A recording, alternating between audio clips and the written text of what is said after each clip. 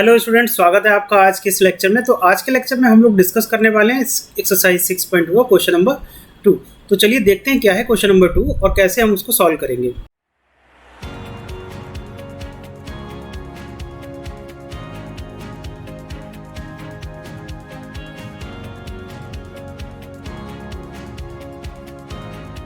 So as you can see on the screen, हमारे पास question number 2 में क्या बोला है कि E and F are the point on the side PQ and PR of a triangle PQR।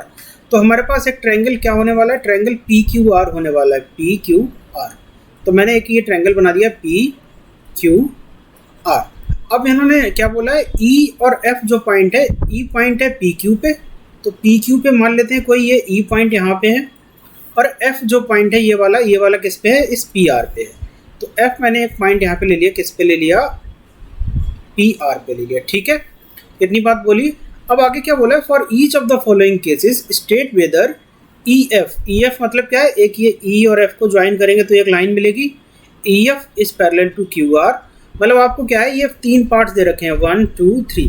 अब आपको इन तीनों पार्ट में चेक करना है कि ये आपका जो कॉन्सेप्ट है यहाँ पे EF पैरेलल है QR के या नहीं है। ठीक है, तो अब अगर आप थ्योरम 6.2 को रिकॉल करें तो थ्योरम 6.2 में क्या होता था कि अगर आपके ये जो रेशियो है, मतलब ये वाली जो वैल्यू है, अगर मैं आपको यहाँ पे दिखाऊं, ये जो वैल्यू है दिस अपॉन दिस, यानी कि PE upon EQ equal to PF upon FR, अगर ये हो जाएगा, अगर ये रेशियो इक्वल हो जाएंगे, तब वो क्या कहती थी, थ्योरम 6.2 के अकॉर्डिंग ये हमको क्या बता देती थी कि ये जो लाइन EF जो है किसके पैरेलल हो जाएगी, QR के। तो ये हमें कॉन्सेप्ट पता है, ये थ्योरम 6.2 के अकॉर्डिंग होता है।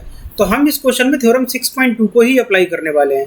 तो अगर मैं फर्स्ट पार्ट कंसीडर कर लूँ तो फर्स्ट पार्ट में अब हमको बेसिकली क्या चेक करना है, ये वाली कंडीशन चेक करनी है। जहाँ जहाँ ये सेटिस्फाई हो जाएगी वहाँ हम कह देंगे कि हाँ भाई ये जो लाइन है EF पैरेलल है QR के, और जहाँ जहाँ ये सेटिस्फाई नहीं होगा तो हम क्या कह देंगे, नहीं भाई ये वेरीफाई नहीं हो रहा है, इसलिए ये लाइन पैरेलल नहीं होगी। तो ये तो हो गई हमारी क्वेश्चन को करने से पहले की एनालिसिस। अब हम क्वेश्चन को सॉल्व कर लेते हैं। तो सबसे पहले हमें क्या निकालना है, PE। हम स्टेटमेंट लिख लेते हैं क्या हम निकालने वाले हैं। तो PE अपॉन हम क्या निकालेंगे, EQ निकालेंगे। तो हम PE अपॉन EQ निकाल लेते हैं। पहले वाले क्वेश्चन में PE कितना दे रखा है, 3.9 सेंटीमीटर, और मैं क्या निकाल लेता हूँ, EQ कितना दे रखा है, 3 सेंटीमीटर। ओके, सेंटीमीटर से सेंटीमीटर कट जाएगा। जब आप इसको सॉल्व करोगे तो आपके पास कितना आ जाएगा, 1.3। ये कैसे आया, कन्फ्यूजन हो तो मैं फिर से आपको यहाँ पे बता देता हूँ। जब कभी भी आप डिवाइड करेंगे तो आप क्या करो, पहले डेसिमल को हटा लो। मैं यहाँ पे रफ वर्क में आपको दिखाता हूँ। 3.9 डिवाइडेड बाई 3 है। अब आपको क्या करना है, ये सॉल्व करना है। तो एक डेसिमल यहाँ आ रहा है, यहाँ कोई डेसिमल नहीं है, तो डेसिमल के बाद कितनी डिजिट है, एक डिजिट है। तो मैं यहाँ कर दूंगा 10 से मल्टीप्लाई। अब आप क्या करो, आपके पास ये 3 बन जा 3 बन जा 3 और 3 3 जा 9, ये 13 हो गया। तो आपके पास ये कितना हो गया, 13/10। और 13/10 को जब आप सॉल्व करोगे तो कितना हो गया, 1.3। तो मैंने यहाँ पे कितना लिया, 1.3। तो PE अपॉन EQ आपके पास 1.3 आ गया। अब हम क्या निकालेंगे, PF अपॉन FR। तो PF हमारे पास यहाँ पे कितना दे रखा है, 3.6 पहले पार्ट में, तो 3.6 सेंटीमीटर। और ये आपके पास FR कितना दे रखा है, 2.4 सेंटीमीटर। तो सेंटीमीटर से सेंटीमीटर कट गया। अब यहाँ पे देखो, यहाँ पे क्या है, डेसिमल के बाद एक डिजिट है ऊपर न्यूमरेटर में, और यहाँ पे भी डेसिमल के बाद एक डिजिट है। तो ये हमारे कैंसिल आउट हो जाते हैं। कैंसिल आउट होने का तरीका वही होता है कि आप इस पॉइंट को हटाओगे तो नीचे कितना आएगा, यहाँ 10 आएगा, और इस पॉइंट को हटाओगे तो ऊपर कितना आएगा, 10 आएगा। तो ये 10 से 10 कट गया। तो ऐसे केसेस में हम क्या कर लेते हैं, डायरेक्ट डेसिमल से डेसिमल को काट देते हैं। लेकिन एक्चुअली होता क्या है, ये 10 से मल्टीप्लाई होकर कटता है। तो अब हमारे पास सिंपली क्या आ गया, 36/24। अब आप इसको सॉल्व कर लो। तो 2 बन जा 2, 2 2 जा 4, 2 बन जा 2, 2 8 जा 16। अब फर्दर इसको सॉल्व करोगे तो 2 6 जा 12 और 2 9 जा 18। अब आप फर्दर इसको फर्दर सॉल्व करो, 2 अब आप 3 से कर लो, 3 2 जा 6 और 3 3 जा 9। तो हमारे पास कितना आ गया, 3/2, जिसको कि फर्दर सॉल्व करेंगे तो कितना आ जाएगा, 1.5। ठीक है, तो अब आप देखो यहाँ पे आपके पास कितना आया, 1.3, और यहाँ पे कितना आ गया, 1.5।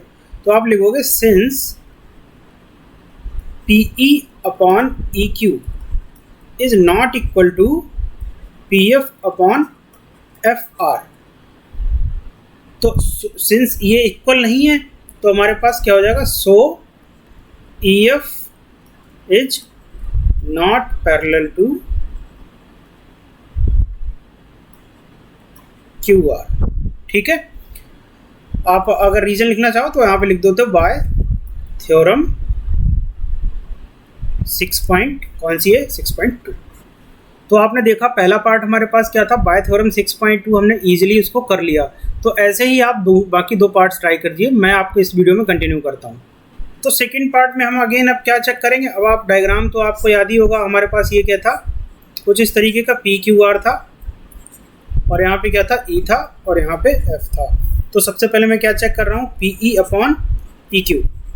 तो इस वाले क्वेश्चन में चेक करते हैं, PE कितना है 4 सेंटीमीटर और QE कितना है हमारे पास, QE कह लो या EQ कह लो, बात तो एक ही है। तो हमारे पास ये कितना है 4.5 सेंटीमीटर। इससे ये कट गया तो हमारे पास कितना आ गया 4/4.5। अब आप ये पॉइंट हटाओगे तो ऊपर कितना चला जाएगा 10।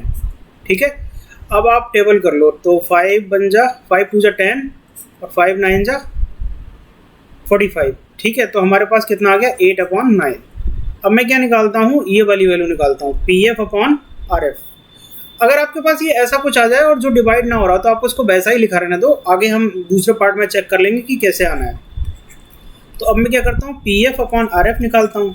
अब आप देखो PF आपको कितना दे रखा है 8 सेंटीमीटर और RF भी कितना दे रखा है 9 सेंटीमीटर। तो इससे ये कटा तो आपके पास बच कितना गया 8/9। तो आप देखो ये भी 8/9 और ये भी 8/9। तो आप क्या लिख देंगे, since PE upon EQ is equal to PF upon RF.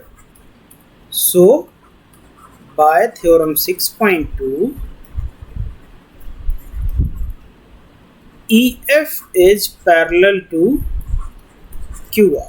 तो फर्स्ट पार्ट में हमारा क्या था, ये पैरेलल नहीं थी और सेकंड पार्ट में पैरेलल हो गई। सो लेट अस सी थर्ड पार्ट नाउ। तो थर्ड पार्ट में हमारे पास क्या गिवन है, सबसे पहले तो हम क्या करते हैं भाई, एक ट्रायंगल बना लेते हैं। तो मैंने बना लिया एक ट्रायंगल PQR। अब हम क्या करेंगे, PQR में हमें क्या एक लाइन ले लेनी है EF। तो मैंने एक EF ले ली। अब हम क्या करेंगे, आपको क्या प्रूफ करना है, EF जो है पैरेलल है QR के। तो उसके लिए आपको चेक क्या करना होगा, PE अपॉन EQ की वैल्यू निकालनी होगी और आपको क्या निकालनी होगी, PF अपॉन PR की वैल्यू निकालनी होगी। तो PE की वैल्यू कितनी है देखते हैं थर्ड पार्ट में। PE की वैल्यू है हमारे पास 0.18 centimetre, 0.18 centimetre. Okay, now we need EQ।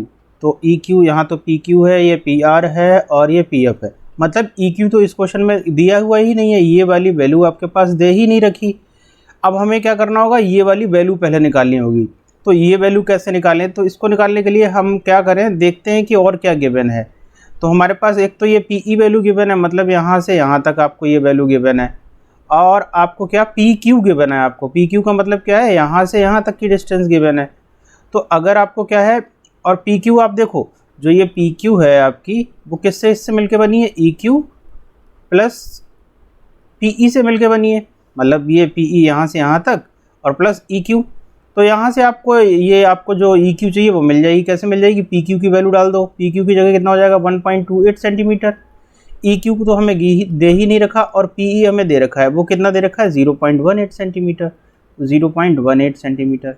अब आपको क्या है EQ निकालना है। तो ये वाली टर्म हम क्या कर देंगे, इधर ले आएंगे और ये यहाँ पे प्लस में है तो इधर कैसी हो जाएगी, माइनस हो जाएगी। तो 1.28 centimetre minus 0.18 centimetre equal to कितना हो जाएगा EQ। सो हमारी EQ की वैल्यू कितनी हो गई 1.28 माइनस 0.18। तो हमारे पास कितना हो गया 1.1 सेंटीमीटर, ये हो गई। सिमिलरली अब आप देखो आपके पास यहाँ तक जितना आ गया वो मैं लिख लेता हूँ, ये हो गया 1.1 सेंटीमीटर। इससे ये कैंसिल आउट हो गया। अब आपको क्या करना है, इसको फर्दर सॉल्व करना है। तो ये तो 0.18 है और नीचे कितना है 1.1। अब आपको डेसिमल्स हटाने हैं। तो डेसिमल हटाने के लिए सबसे पहले हम क्या करेंगे, ये डेसिमल हटा। तो डेसिमल के बाद कितने डिजिट्स हैं, 2 डिजिट हैं। तो आप क्या कर लोगे, 2 जीरोज लगा लोगे 1 के बाद। अब इस वाले को हटाते हैं, तो ये पॉइंट हटा यहाँ से, तो ऊपर कितना मल्टीप्लाई हो जाएगा, डेसिमल के बाद कितनी डिजिट है 1 डिजिट है, तो यहाँ 10 आ जाएगा। अब आप क्या करो, 10 बन जा 10 और 10 10 जा 100, ऐसे आप इसको काट देंगे। तो ये 10 तो कट गया। ऊपर अब आपके पास बच कितना गया 18/11 इंटू 10। इसको फर्दर सिंप्लीफाई कर लेते हैं। तो हमारे पास 2 9 जा 18 हो जाएगा और ये 2 5 जा 10 हो जाएगा। तो फाइनली हमारे पास बचा कितना 9/18 11 5 जा 55, ये तो आपका इतना आ गया। अब हम क्या करेंगे, P F upon F are निकालेंगे। तो देखते हैं पी एफ की वैल्यू गिवन है क्या, पी एफ की वैल्यू आपके पास गिवन है 0.36, तो ये वैल्यू हमने नोट डाउन कर ली 0.36 सेंटीमीटर। अब अगेन आप देखो एफ आर आपको यहाँ पे गिवन नहीं है, बट एफ आर निकालने के लिए हमारे पास ये पूरी वैल्यू पी आर की दे रखी है। तो हमारे पास एफ आर अगर हमें निकालना है तो मैं क्या करूँ, चलो एक बार फिर से पूरा स्टेटमेंट लिख लेते हैं। तो पी आर इक्वल टू कितना हो जाएगा, ये वैल्यू यहाँ से यहाँ तक पी एफ प्लस जो बची हुई वैल्यू एफ आर, इन दोनों के सम से ही तो हमारा वो बन जाएगा पी आर। तो यहाँ पे पी आर की वैल्यू डाल दो, पी आर आपको गिवन है ये कितना है 2.56 सेंटीमीटर, 2.56 सेंटीमीटर। पी एफ भी आपको गिवन होगा, पी एफ आपके पास कितना है 0.36 सेंटीमीटर, 0.36 सेंटीमीटर, और यहाँ पे एफ आर लिखा रहने देते। तो अगले स्टेप में हम क्या करेंगे, ये वैल्यू को इधर ले आएंगे। तो हमारे पास कितना हो जाएगा 2.56 सेंटीमीटर माइनस 0.36 सेंटीमीटर, ये वैल्यू किसकी निकल आएगी, एफ आर की निकल आएगी। तो जब आप इसको कैलकुलेट करेंगे तो आपके पास ये वैल्यू कितनी आ जाएगी, एफ आर इक्वल टू, आप 2.56 में से 0.36 माइनस करो तो आपके पास कितना बच जाएगा 2.2 सेंटीमीटर। तो हम यहाँ पे वही लिख देंगे 2.2 सेंटीमीटर। अब अगेन सेंटीमीटर से सेंटीमीटर कट गया तो हमारे पास बचा कितना 0.36 अपॉन 2.2। अगेन ये पॉइंट हटाएंगे तो ऊपर पॉइंट के बाद आपके 2 डिजिट है तो नीचे 100 आ जाएगा, और यहाँ पे एक पॉइंट है तो ऊपर 10 आ जाएगा। ठीक है, 10 1 जा 10, 10 10 जा 100। अब इसको आप थोड़ा सा सिंप्लीफाई करके लिख लो 36 अपॉन 22 इंटू 10। फर्दर जब आप इसको सॉल्व करोगे तो आपके पास कितना हो जाएगा 2 1 जा 2, 2 8 जा 16, और यहाँ पे कितना हो जाएगा 2 1 जा 2, 2 1 जा 2 11। अब आप फर्दर और इसको सॉल्व करो 2 9 जा 18, 2 5 जा 10। तो फाइनली आपके पास आ कितना गया 9/55। और हमारा देखो 9/55 यहाँ भी है और 9/55 यहाँ भी है, मतलब आपकी लेफ्ट हैंड साइड और राइट हैंड साइड कैसी हो गई, इक्वल। मतलब कहने का क्या हो गया, आप लिखेंगे since P E upon E Q is equal to P F upon F R. So by theorem 6.2 आपके पास क्या हो जाएगा, ई एफ जो लाइन है वो पैरेलल हो जाएगी क्यू आर की। तो कुछ इस तरीके से हमें ये प्रूफ करना था। ठीक है, तो हमारा इसका आंसर क्या हो गया, यस हो गया। मतलब ये दो लाइन्स हैं वो कैसी हैं, पैरेलल हैं। ठीक है, तो स्टूडेंट्स इस तरीके से हमारे क्वेश्चंस प्रूव होने। तो जब कभी आपको पैरेलल लाइंस का कॉन्सेप्ट प्रूव करना है तो आप क्या याद रखो, थ्योरम 6.2 याद रखो, और जो हमने उससे रिलेटेड एक एग्जाम्पल किया था उसको याद रखो। तो इस तरीके से हमारे ये सारे क्वेश्चन सॉल्व हो जाएंगे। तो आज की वीडियो में बस इतना ही, मिलते हैं नेक्स्ट वीडियो में। तब तक के लिए thank you so much for watching this video.